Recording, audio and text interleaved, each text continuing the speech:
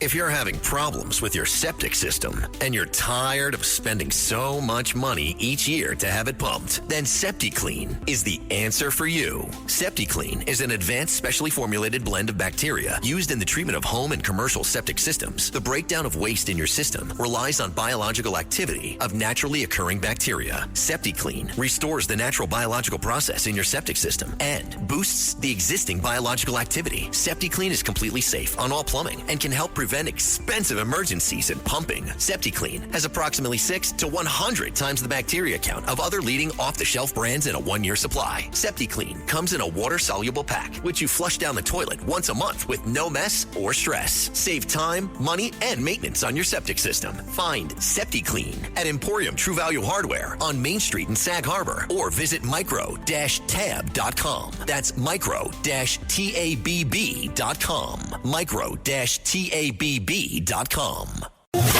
It's The Other Side of Midnight with Frank Morano.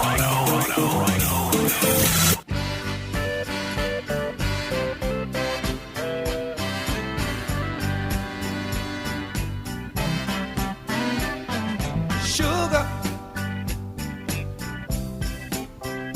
honey, honey, you are my candy girl. You got me wanting you. This is The Other Side of Midnight. I'm Frank Morano. Well, in some respects, it's a story as old as time. I think you could look in the Bible and find ancient stories about the kind of arrangement that we're about to discuss. I think you could go even thousands of years, probably pre-Bible, to the first time humans understood both sex and money and the need for, or the desire for, both. I'm talking about the concept of sugar daddies, whatever you want to call it. The arrangement of sugar daddies and sugar babies has skyrocketed with the prevalence of the internet and with online dating apps. What's it all about? And are there some legal questions that some of the companies that are promoting this need to be looking at? Or maybe if they don't, the Department of Justice does. That seems to be the take of Brook Urick, who knows about this situation firsthand. From what I understand, she's a former sugar baby herself and the author of Wink, Wink, Nudge, Nudge, a new memoir chronicling her time with seeking arrangement. Brook, it's great to talk with you. Thanks for joining me on the radio. Yeah, thanks so much for having me, Frank. I'm excited. So, Brook, for the uninitiated, for people that don't know anything about this world, as we use the terms, or as you use the term, what's a sugar daddy? What's a sugar baby? The way I would put it is a sugar baby is looking to enrich her life with the help of an older, usually established man. And, you know, when I joined the website, that is what I thought I would find. And unfortunately, the reality is not that at all. There are not enough sugar daddies to go around by supply and demand. So it leaves this opening for men who are not rich and are predatory, either scammers, like fraudsters, like when someone has a check fraud scam or something like that. When a sugar baby is desperate for money, she can be very naive, and that leaves her susceptible to like actual fraudulent scams. But it's also like a lot of abuse, rape, terrible things that go on. And because of the design of the website, intentional anonymity for the members, it protects predators. And I learned that firsthand, both as a sugar baby and then through my tenure working behind the scenes at the website. So tell folks about your career trajectory and your involvement with seeking arrangement. What exactly were you looking for? How long before you came to work there? What did you do there? Well, that's exactly what I write about in the book, is the details of what I did there, how I came to work there. And I was a member of the website, so I was a sugar baby, and I ended up meeting the owner of the company and the PR manager one time. They actually cast me for an interview. So I'm sure journalistic integrity suggests that interviewees, subjects are not paid for the interviews that they give. And that's exactly what I did. So I was paid to give an interview. Of course, they tell you, don't say you were paid. Lie to the journalist, say you weren't paid. So that's what I did. And I was cast as a sugar baby in an interview. And then I ended up, through that interview, meeting the founder and ended up getting a job. But before I got the job, I was actually on the website. I tried to be a sugar baby myself. I was conned and had bad experiences, and actually ended up getting ghosted by a guy who told me he was going to support me. And I turned to the website because they had offered me a job 6 months prior. And I detail all of that in the book. But I ended up working as a PR coordinator. I quickly ascended the ranks to PR manager, company spokesperson. I was doing event management and also community management of their online sugar baby community.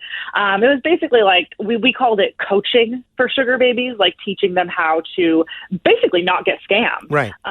But during that time, I met so many users of the website and got so familiar with this same sad story that I had actually experienced myself, which was being lied to, manipulated, scammed on this website. And then the men go off into the night anonymously and plot their next mark. So that is what I learned while I was working there. And I detail how exactly they use media and lies and manipulation and tactics to create this ruse that you probably thought I guess it works sometimes. And, a broken clock is right twice a day. Yeah, it works sometimes. But the reality is there are so many more victims than there are abusers, a lot of them under 18, because you don't actually have to be 18 to join the website. You just have to say you're 18, just like every other dating website.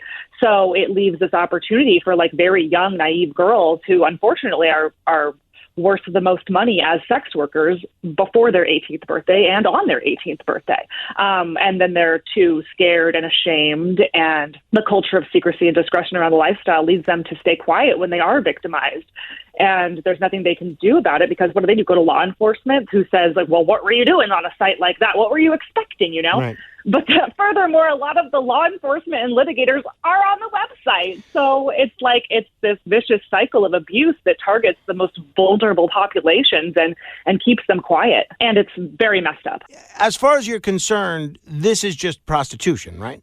It is, and it's not. The problem with sex work is that both parties have to believe that they are engaging in sex work for it to be sex work. It's a bit of a philosophical conundrum, if you will, because if a woman is willing to be paid for sex, but doesn't consider herself a sex worker, and a man is willing to pay for sex, but he doesn't think that he's paying a sex worker, then is he? It's sort of this gray area that, if you really did want to get into the nitty gritty, it's hard to punish those types of acts, those people. But the fact that we are so hyper focused on punishing the people who engage in it leaves the traffickers and the places that enable that behavior basically free and in the clear.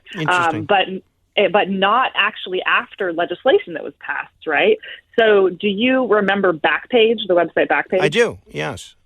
Yeah, so Backpage was actually shut down while I was working at Seeking. The founder of Backpage was arrested in 2017 with his connections to sex trafficking and how the website Backpage was being used for sex trafficking. And what Backpage did differently is they had reviews. So most sex workers found it to be a safer place to find their clientele because they were able to see that this person had reviews, and vice versa. So it's sort of like Yelp, right? You can see that you want to go somewhere because they have good reviews. And if they have bad reviews, then you don't go there and you don't use that client. So that's what Backpage was. And it was actually a safer place than Seeking because it was not anonymous. Whereas Seeking has full anonymity. So people who were kicked off of Backpage went over to Seeking Interesting. when it was shut down. And as a result of some legislation that passed in 2018. It's called FOSTA SESTA. And are you familiar with Section 230? Yes. So Section 230 is 26 words that basically govern the entire internet. It was a law that was enacted back in 1996 when no one had any idea what the internet would become, that it would be basically entirely user-generated content. And they wrote this provision that says websites are not liable criminally for the content that third-party users post. And while that's a good thing, right, it leaves this legal loophole for dating websites specifically to not be legally liable for whatever happens to their users. Now, in 2018, there was basically an amendment to that amendment passed called FOSTA SESTA. It's the Freedom of Human Sex Trafficking Act. And that says that, whoa, companies or websites that facilitate, assist, or support sex work or sex trafficking are no longer covered by Section 230 and are federally criminally liable for the activities of their users. And that legislation, in effect, shut down Backpage for Seeking. Well, this is what happened. So in my mind, I thought that Seeking would get shut down too because of this legislation. I was like, well, not only are we doing exactly what Backpage was doing, we're doing it worse and more blatantly because it's all anonymous. And we were having coaching sessions. And that's part of why Backpage was shut down, is because they were coaching their users and telling them exactly how to navigate the website in a way that they would be compliant. But it's sort of a wink, wink, nudge, nudge, if you will. It says, oh, no, don't do that here on the website. Not that we don't want you to do that. We just don't want you to do it here on our website. And that's the wink, wink, nudge, nudge that Yeah. At 30 minutes after the hour, this is The Other Side of Midnight. My guest is Brook Urick. Her new book is Wink, Wink, Nudge, Nudge, delving into the sugar baby culture and especially what went on at seekingarrangement.com. By the way, Brook, what is the status of Seeking Arrangement and other similar websites to it right now? They have completely shed their skin. So back when I was working there from 2013 to 2018, it was a sugar daddy website. It was all about money and finances, paying your tuition. I'm sure you might remember some of the advertising that went on back then about college sugar babies paying their tuition with sugar daddies. It was very salacious, very clickbaity. They have completely stripped everything like that from the website. It no longer says anything about sugar daddies, nothing about money. It's all about elevated dating now. But the user base knows exactly what it is because many of the men who use that website have been using it for nearly 2 decades now, right? They get older and the girls stay the same age and get more and more naive because they don't know about check fraud scams and manipulation and all of this. So it's become even a worse place, in my opinion, and I know that to be true because I've heard it through the experiences that I hear from people I meet, and it's very terrifying. That's where traffickers meet their marks. That is just awful. When did things change for you? When did you realize this was not something that you wanted to be a part of anymore? And that's what I detail in the book as well, as my coming of age and how I first felt when I first joined the website and thought, what's so bad about an old man with deep pockets, giving someone money, what's so bad about that?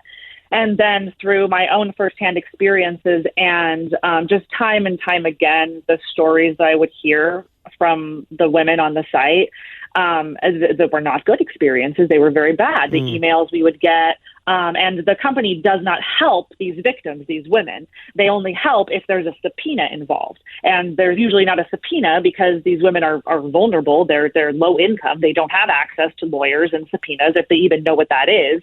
But also they're too afraid to go to law enforcement or to get retribution for what happened to them. So they would come to me and I couldn't help them. And that can only happen so much before you really start to question things. But I think what really did it was my own coming of age, and trying the website myself, really trying to find a rich boyfriend and thinking that was going to happen for me. But realizing that, anyone who comes to that website is not there because they're a good person. This episode is brought to you by Progressive Insurance. Do you ever find yourself playing the budgeting game? Well, with the Name Your Price tool from Progressive, you can find options that fit your budget and potentially lower your bills. Try it at Progressive.com. Progressive Casualty Insurance Company and Affiliates. Price and coverage match limited by state law. Not available in all states. Last week was our first playoff game, and my plaque psoriasis was so itchy under all my gear. Sometimes just thinking about scratching could take me out of the moment.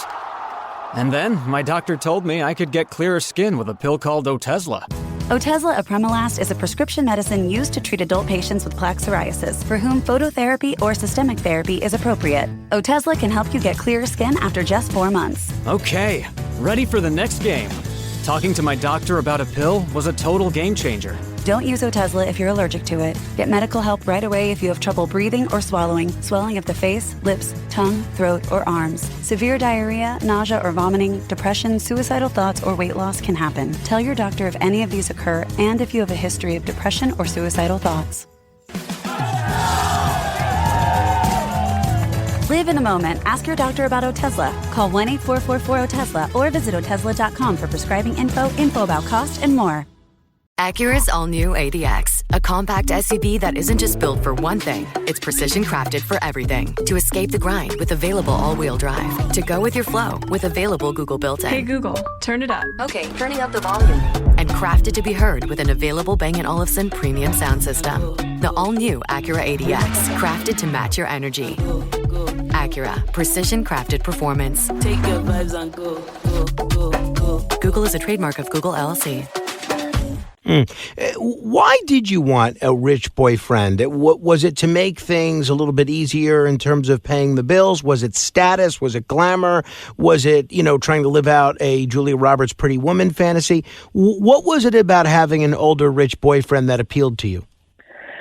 Well, actually, writing the book helped me unpack that a bit. I, was never rich. I didn't have my college paid for by my parents. I took out loans. My mom filed for bankruptcy over the financial crisis in 2008.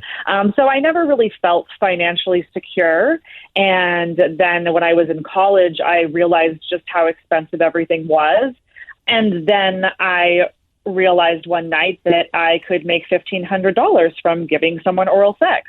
And that made me think, this isn't so hard. It isn't so bad. And, I was 21 at the time. And I think you can't really understand how at 21 until you're older and you're looking back thinking, wow, I was really stupid. So that's kind of what I seek to inform people of in the book. I really want, especially young women, to read it and see themselves in me and think, wow, that's kind of how I feel now. And then by the end of the book, maybe they can see how their mind might change as they go from, a 21-year-old to a 27-year-old, where things look much differently. If people are just tuning in, I'm Frank Morano. You're listening to The Other Side of Midnight. My guest is Brook Urick. You could check out her website. There's a ton of interesting content on there. Brook Urick, URICK.com. Or check out the book. It's called Wink, Wink, Nudge, Nudge. Get it wherever you get your books, Amazon or anywhere else. Brook, I know this may sound like kind of a lowbrow or a tawdry question, but it's meant to be genuinely curious. If you're going to be a sugar baby, how hot do you have to be? I mean, if women are wondering, and not that we're encouraging anybody to do this, but if women are wondering, do I have what it takes to be a sugar baby? Do you have to look like a model? Can you look like just any ordinary Jane on the street? What do you need to look like in order to be a sugar baby and have sugar daddies or people you think are sugar daddies want to, be with you? I think an easier way to explain it would be to remove the, quote, sugar baby rhetoric and just call them a sex worker. Mm-hmm. So how attractive do you need to be paid for sex? Well, I don't know. How low are you willing to be paid for sex? Mm-hmm. And who are you willing to sleep with if you're willing to be paid for sex? So no, I don't think you need to be any type of specific person. If you're going to be like a highly paid sex worker, then you do need to look a certain kind of way because that's what people are paying for. They want to pay to have sex with a porn star, not to have sex with a homely girl. But it kind of reminds me of something really sad about the website, which they obviously don't advertise and they actually kind of try and hide, is that the majority of sugar baby profiles on Seeking Arrangement are Black women. So it leads to them being discriminated against and frauded and victimized at a higher rate because there are more of them, but also because like you're talking about, you have to be a certain caliber of attractiveness. So it leads to basically the ones who aren't as attractive being targeted because they are not receiving as much interest and attention. So predators and fraudsters and scammers actually target them at a higher rate, adding insult to injury, right? So it's really a very sad situation. Yeah. When in your time working behind the scenes at Seeking Arrangement, what was the most shocking or disturbing thing you discovered that the general public would find hard to believe? I mean, I don't know if they would find it hard to believe, but I found out that my former boss was arrested in a sting operation attempting to have sex with an underage girl. And I was told that as part of my media training because they were concerned that it would come up in one of my interviews because I was being a spokesperson. And I was only 22 when I learned about that.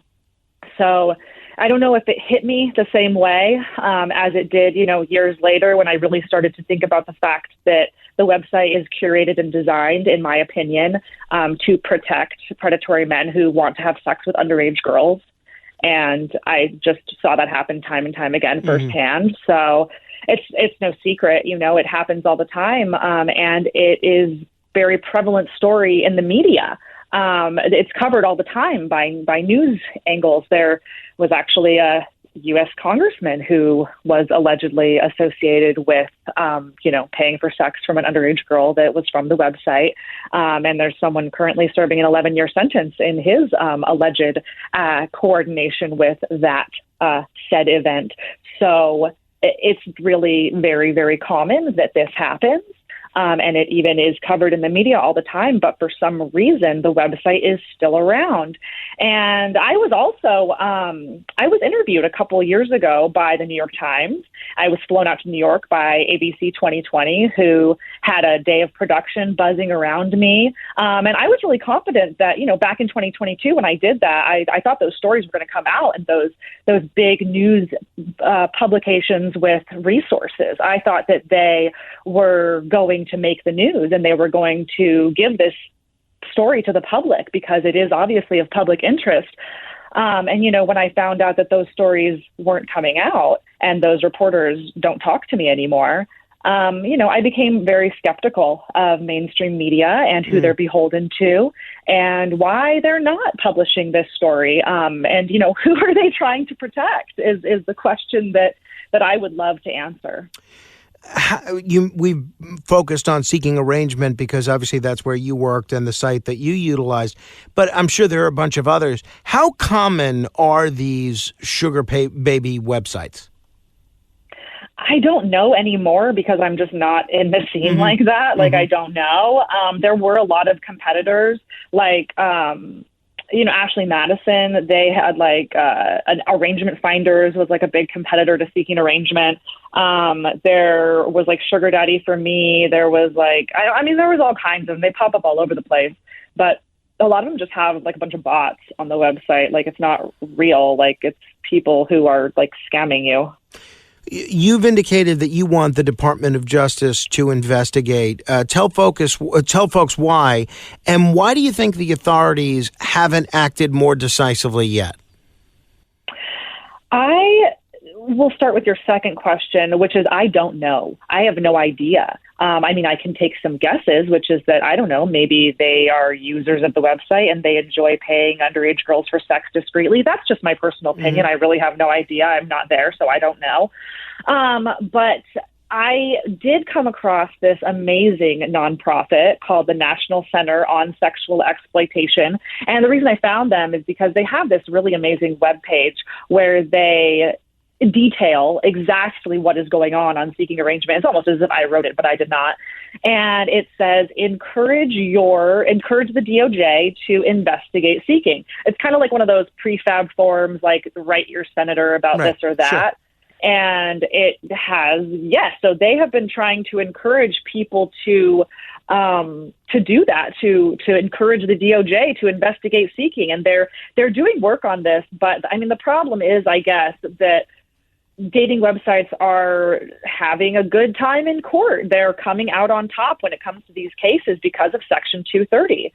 And it's just this dark corner of the internet that people don't really think about because of the way it's portrayed in the media. And that's part of the problem, right? Is like everyone loves a good click for sweeps, but they don't really think about the fact that it's perpetuating and lending credence to this narrative that couldn't be further from the truth and is actually indoctrinating generations of young girls into lives of sex work, sometimes unknowingly, like I was.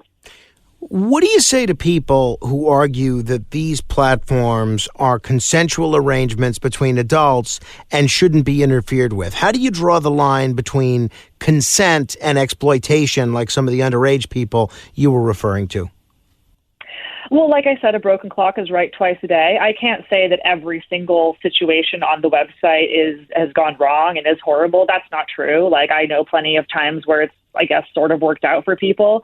But, sex work is not easy money. It's horrifying money. It's the worst and most detrimental money I've ever made. And I worked at Seeking Arrangement.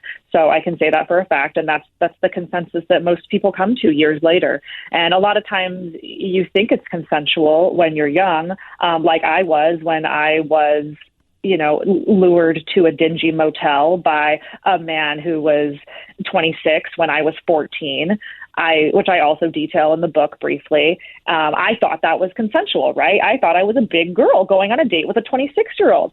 But now looking back, you realize that there's no possible way I could have consented to that because I was 14. So I think that that's what's happening with a lot of young girls is they're having a come to Jesus moment where they're realizing that maybe they weren't so complicit and consensual in these relationships. And maybe, just maybe, things are a lot worse than they ever thought back then. Writing this memoir must have been emotionally taxing for you. I haven't read it yet, but based on your description, I'm really looking forward to it. What impact has reliving these experiences had on you? You mentioned how it caused you to be a little bit more introspective about what you were looking for early on. And what are you hoping that readers take away from this book? I mean, many things. I want them to see the different lies that we're told in society, specifically women. I think third wave feminism, like the pill and the sexual revolution, these slutty characters on TV that are glorified and all of this. I think that damaged us more than it helped us. And the little blue pill, right, that we think gave us back our sexuality and allowed us to have casual sex.